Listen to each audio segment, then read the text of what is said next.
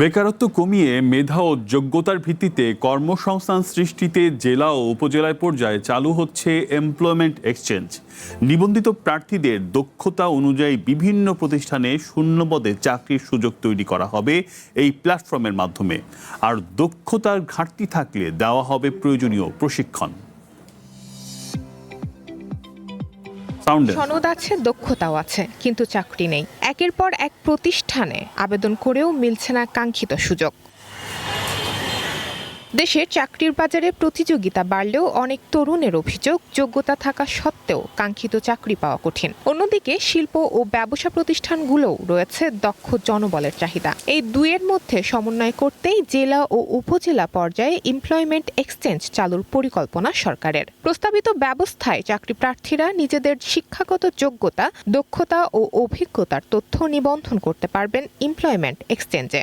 বেকার মানুষের জন্য একটু ভালো হবে এবং যারা পড়াশোনা করতেছে তাদের জন্য ভালো হবে এবং তারা আত্মকর্মসংস্থানের একটা সুযোগ পাবে। সরকার যদি এই বিষয়ে আপনার চালু করে তাহলে আমাদের বিভিন্ন জায়গায় ঘুরতে হবে না। এক জায়গায় আমরা কাগজটা জমা দিয়ে ওই জায়গায় চাকরি পেয়ে যাব। আমরা আসলে চাই জবটা যত ইজিলি হোক। তো এই সেক্টরটা আসলে বেসরকারি কোনো এজেন্সি না হয়ে এইটা যদি হয় সরকারি কোনো মাধ্যম, তাহলে 100% এটা ওয়ার্কফুল হবে এই জেনারেশনের জন্য। বিভিন্ন কোম্পানির মাধ্যমে যার যেই লোকটা দরকার, যেই স্কিলের লোকটা দরকার, এই লোকগুলো তারা এখান থেকে নিলে আমাদের এই বিভিন্ন কোম্পানিতে সিভি দেওয়ার হয়রানিটা হচ্ছে না। এমপ্লয়মেন্ট এক্সচেঞ্জে নিবন্ধিত প্রার্থীদের মেধা ও দক্ষতার ভিত্তিতে বিভিন্ন প্রতিষ্ঠানের শূন্য পদে নিয়োগে সহায়তা করা হবে। আর যাদের দক্ষতার ঘাটতি রয়েছে তাদের পাঠানো হবে উপযুক্ত প্রশিক্ষণ কেন্দ্রে। এরই মধ্যে যার কর্মপরিকল্পনা ও নীতিমালা তৈরির কাজ শুরু হয়েছে। বিশ্ববিদ্যালয়ের পাঠ্যক্রমে এটা যথাযথভাবে যেটুকু আসে নাই ওইটুকুকে ঠিক করার জন্য তারা এই স্কিল ডেভেলপমেন্টের কাজ করবে। এসএসসি, এইচএসসি পাস করেছে, এদের শ্রমবাজারে কোন ধরনের দক্ষতা বৃদ্ধি করলে আমাদের জাতীয় উৎপাদনশীলতায় এবং আমাদের এই জব মার্কেটে এমপ্লয়ার অ্যান্ড এমপ্লয়ির চাহিদাটা মোটামুটি কাছাকাছি চলে আসবে। এটা ট্রেড, কমার্স এবং ইন্ডাস্ট্রিতে এই সমস্ত এমপ্লয়ি অধিকতর অবদান রাখতে পারবে। অর্থনীতিবিদদের মতে উদ্যোগটি সফল করতে সরকারি ব্যবস্থার পাশাপাশি বেসরকারি খাতের অংশগ্রহণও জরুরি। যারা সত্যিকারের মেধাবী যোগ্য, তো তারা কিন্তু তথ্য পান না যে আসলে কোথায় চাকরি আছে বা কাজের সুযোগ আছে। যারা চাকরি প্রার্থী তাদের যে দক্ষতা, যোগ্যতা সেগুলো কি আছে সেটা সম্পর্কে কিন্তু এমপ্লয়াররা জানেন না। এই সমস্যাটা দূর করার জন্যই সরকারি উদ্যোগটা নিয়েছে যে এমপ্লয়মেন্ট এক্সচেঞ্জ। করব কাজ, করব দেশ নীতির আওতায় তরুণদের ভবিষ্যতের কথা ভেবে এর আগেই এমপ্লয়মেন্ট এক্সচেঞ্জের বিষয়টি নির্বাচনী ইস্তেহারে ঘোষণা করেছিল বিএনপি সরকার। শবনাথ স্মৃতি, ওয়ান বিজনেস, ঢাকা। দেখছিলাম প্রতিবেদন করব কাজ গর্ব দেশ। এই যে স্লোগানটি বর্তমান সরকার শুরুতেই দিয়েছে তারই বাস্তব রূপ হিসেবে এই এমপ্লয়মেন্ট এক্সচেঞ্জ চালু করতে চাচ্ছেন তারা। আমরা আলোচনায় ফিরবো। আছেন এনএসকে গ্রুপের ব্যবস্থাপনা পরিচালক নাজমুল করিম, আপনাকে স্বাগত জানাচ্ছি। আপনাকে ধন্যবাদ চ্যানেল ওয়ানকে। জি, আমরা একটা প্রতিবেদন দেখলাম যেখানে আমরা দেখলাম যে বলা হলো যে এমপ্লয়মেন্ট এক্সচেঞ্জ নামে একটা প্ল্যাটফর্ম করা হবে। এটা হচ্ছে জেলা এবং উপজেলা পর্যায়ে। এখানে বিষয়টা হচ্ছে যারা বেকার বা যারা তরুণরা রয়েছে তারা এখানে আবেদন করতে পারবে এবং তাদের কি দক্ষতা বা যোগ্যতা আছে সেই আবেদন ফর্মে সেখানে সেটি তালিকাভুক্ত থাকবে। এখানে কোনো ঘাটতি থাকলে, ট্রেনিংয়ের অভাব থাকলে সরকার সেই ট্রেনিংয়ের ব্যবস্থা করবে এবং এই প্ল্যাটফর্ম থেকে যার শ্রমবাজারের লোক প্রয়োজন তিনি এই প্ল্যাটফর্ম যাচাই করে কে কোন বিষয়ে ভালো সেটার একটা ইয়ে করে সে চাইলে তার প্রতিষ্ঠানে নিতে পারবে। একটা প্ল্যাটফর্ম, ওয়ান স্টপ। কি বলবেন? ধন্যবাদ আপনাকে। আসলে এটা হচ্ছে বর্তমান সরকারের একটা ইশতেহার, এটা একটা বৃহৎ পরিকল্পনা। মাননীয় প্রধানমন্ত্রী যে 1 কোটি জব প্লেসমেন্টের যে বিষয়টা উনি নিয়ে আসছে, এটা সম্ভব যদি এই স্টেপে জব প্লেসমেন্ট যদি এমপ্লয়মেন্ট এক্সচেঞ্জের মাধ্যমে যায়।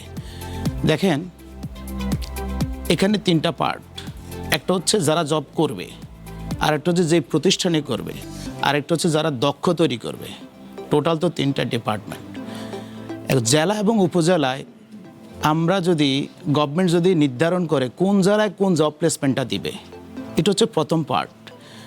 যেমন উপকূলীয় অঞ্চল এবং পাহাড়ি অঞ্চল, এটা হচ্ছে আপনাকে দিতে হবে ওই জায়গাটাকে আপনি ইন্ডাস্ট্রিয়াল জব প্লেসমেন্ট দিলে হবে না, ওখানে দিতে হবে ট্যুরিজমের উপরে এটার উপরে তাদেরকে ট্রেন আপ করতে হবে। যাদের হোটেল ম্যানেজমেন্ট, হসপিটালিটি, কালিনারি, এটার উপরে ওই সেক্টরগুলোকে আপনি ডেভেলপমেন্ট করতে হবে। এটা হলো আমার দৃষ্টিভঙ্গি। আপনি বলতে চাচ্ছেন যে এক এক জেলার তার উপযোগিতা অনুযায়ী এক এক ধরনের ট্রেনিং কার্যক্রম জি, দিতে হবে। আপনি উপকূলীয় অঞ্চলে যেখানে সমুদ্র, সি বিচ অঞ্চলে, ওখানে তো আপনি ইন্ডাস্ট্রিয়াল ট্রেনিং দেওয়ার দরকার নাই। ওখানে দিতে হবে হোটেল ম্যানেজমেন্টের উপরে, ফুড অ্যান্ড বেভারেজের উপরে, কালিনারির উপরে, এবং যে সমস্ত ট্যুরিস্টরা আসবে তাদেরকে কীভাবে রিসিভ করবে, ট্যুর গাইডের উপরে, যেখানে পাহাড়ি অঞ্চল ওখানে, আর যেখানে শিল্প ইন্ডাস্ট্রি, নারায়ণগঞ্জ, আমার যে শিল্প অঞ্চলগুলো, ওখানে ইন্ডাস্ট্রিয়ালের উপরে তাদেরকে ট্রেন আপ করলে তাহলে যে আমরা এখানে সাকসেসফুল হব, এটা হলো আমার দৃষ্টিভঙ্গি। আর আরেকটা হচ্ছে যেই সেক্টরে, যেই এরিয়াটা, যে অঞ্চলে যারা বিদেশে জব প্লেসমেন্টের জন্য যায়, বিশেষ করে বৃহত্তম নোয়াখালী, কুমিল্লা অথবা চট্টগ্রাম, এই অঞ্চলগুলো হচ্ছে তারা বিদেশে জব প্লেসমেন্টের জন্য যায়। তো ওখানে যদি আপনি ফরেন জব প্লেসমেন্টের জন্য ট্রেনিং করানো হয়, এই আমাদের যে এমপ্লয়মেন্ট এক্সচেঞ্জের উপর যদি ওখানে ডাটাবেসটা তৈরি করা হয়, তাহলে আমাদের জন্য হবে কল্যাণকর। আর আমাদের যে গাজীপুর, সাভার, আশুলিয়া, এই অঞ্চলে হচ্ছে ইন্ডাস্ট্রিয়াল, আবার কোন অঞ্চলে এগ্রিকালচার এবং খামার ভিত্তিক হতে পারে, নানা ধরনের। রাজশাহী অঞ্চল, রংপুর অঞ্চল হচ্ছে অ্যাগ্রো বেজের উপর আমাদের জব প্লেসমেন্টটা দরকার। কিন্তু আমাদের দেশে কি এই মানের ট্রেনিং সেন্টার আছে যেখানে জেলা উপজেলায় আসলে তাহলে আমার ট্রেনিং সেন্টার থাকতে হবে, বা মানসম্মত শুধু করলেই হবে না, সেইটার ব্যবস্থা কি আমাদের এখানে আছে কি? দেখেন, আমাদের এই সরকারের যেটা প্রবাসী কল্যাণ মন্ত্রণালয়ের আন্ডারে প্রায় 110টার উপরে ট্রেনিং ইনস্টিটিউট আছে। আর আমাদের প্রাইভেট সেক্টরে প্রায় 2000-এর উপরে আছে, যেটা এনএসডি এর অধীনস্থ। বিষয়টা হচ্ছে, বাংলাদেশের সবচেয়ে বড় প্রবলেম হচ্ছে, আমরা যে কোনো ইন্টারন্যাশনাল প্রতিষ্ঠানে যদি আমরা কাউকে জব প্লেসমেন্টের জন্য আমরা সার্টিফিকেটের দিকে তাকাই, সার্টিফিকেট দিয়ে যদি কোনো ফরেন বায়ার আমাদের দেশে আসে, ওখানে যদি 500 লোক আমরা অ্যাটেন্ড করাই, 5 জন ওখানে টিকে না তাদের সাথে। তার যে প্রতিষ্ঠান থেকে সে ট্রেনিংটা কমপ্লিট করছে, ওখানে তার যারা অ্যাসেসর, যিনি ট্রেনিং নিচ্ছে আর যাদেরকে দিচ্ছে, সেই ফরেন যে ইন্টারন্যাশনালি কারিকুলাম অনুযায়ী হচ্ছে না আমাদের দেশে। আর এখন তাহলে কি করা যায়? আপনি বলছেন যে 500 জন অ্যাটেন্ড করলে 5 জনও টেকে না, তাহলে তো আমাদের এই ট্রেনিং বা এই ধরনের জিনিসগুলোর উপরে একটা সিলেবাস করা উচিত, বা একটা আমাদের মান ঠিক করে দেওয়া উচিত। আমাদের সিলেবাসটা আছে, বাট আমাদের ফরেন ট্রেনার নাই। ফরেন ট্রেনার বলতে আমি আপনাকে যেটা বোঝাই, ওই মানের ট্রেনার আমাদের খুবই সীমিত আছে আমাদের দেশে। আমরা তো দেখি যে দীর্ঘদিন ধরে দেশে বিনিয়োগও খুব বেশি হচ্ছে না, সেখানে সরকার এমপ্লয়মেন্ট এক্সচেঞ্জের মতো একটা উদ্যোগ নিচ্ছে, যেখানে আবার যাদের লোকবল প্রয়োজন তারা সেখানে খুঁজবে। বিনিয়োগ না হলে তাহলে এই চাকরির জায়গাটা, ক্ষেত্রটা কিভাবে খুলবে? দেখেন, সমস্যা কিন্তু এক জায়গায়, আপনি সে কোথায় ট্রেনিং নিচ্ছে, তার প্রতিষ্ঠানটা কি, তার সিএস যেটা কারিকুলামটা সেটা ঠিক আছে, বাট তার যে ইনফ্রাস্ট্রাকচারটা, যেভাবে সে ট্রেনিংটা কমপ্লিট করবে, ওটা যদি ল্যাবটা যদি ঠিক না থাকে, তাহলে তো তার কখনোই ফরেনাররা তাদেরকে নেবে না। আমাদের দেশের সমস্যা হচ্ছে, বিদেশি বিনিয়োগ কেন আসে না? বিদেশিরা যখন বাংলাদেশে আসার পরে সে তার চাহিদা অনুযায়ী কর্মী পায় না। আপনি দেখেন, বড় বড় ইন্ডাস্ট্রিগুলো আছে, তারা বিদেশ থেকে তাদের এমপ্লয় নিয়ে আসে বাংলাদেশে, তারা জব দেয়। আর অথচ আমরা কোথায় যাচ্ছি?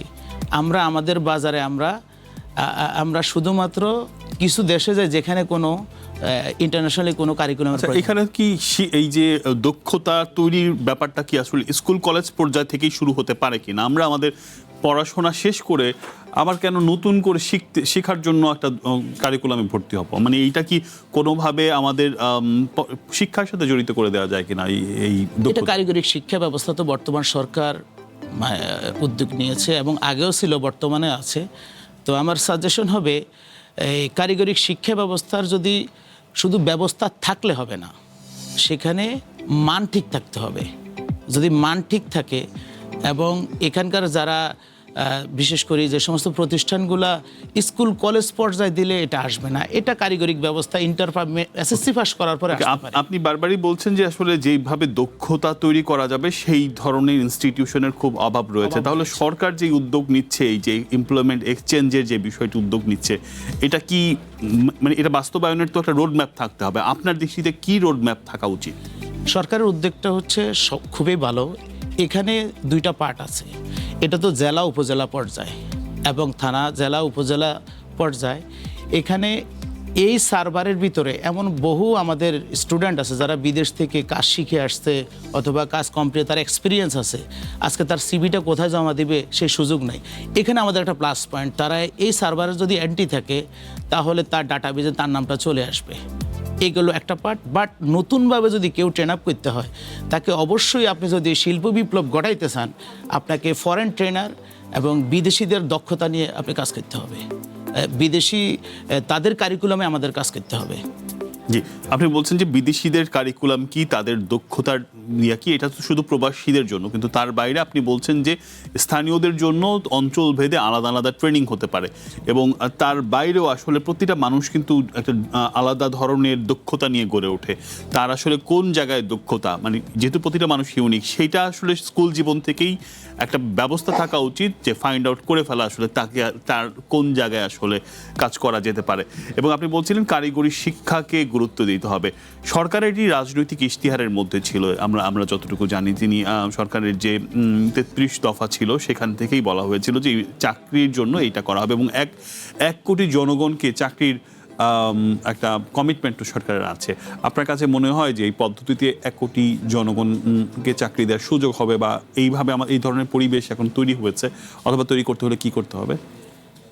সরকারের যে উদ্যোগ, সেটা 1 কোটি জনগণ সার্ভে এই কারিকুলামের আন্ডারে যদি এমপ্লয়মেন্ট অ্যাক্সেসের মাধ্যমে যায় তাহলে সম্ভব। কিন্তু এখানে কিছু বিষয় থাকে, সেটা হচ্ছে যারা এটাকে পরিচালনা করবে, যারা সার্ভে করবে, তাদের এক্সপার্ট হইতে হবে। কিভাবে? আপনি জেলা উপজেলায় আমাদের যে সমস্ত, আপনি দেখেন সব বেকার, তো বেকারত্ব দূর করতে হইলে অনেক কিন্তু আমাদের স্কিল ওয়ার্কার আছে, তো তারা যাতে এই ডাটাবেজে যদি সঠিকভাবে ডাটাবেজটা মেনটেন করা হয় তাহলে অনেক আমাদের এমপ্লয় আছে, তারা এখানে সার্ভারে থাকবে। এবং 1 কোটি যে বিষয়টা, এটা হচ্ছে নতুনদেরকে ট্রেনিং করাতে হবে।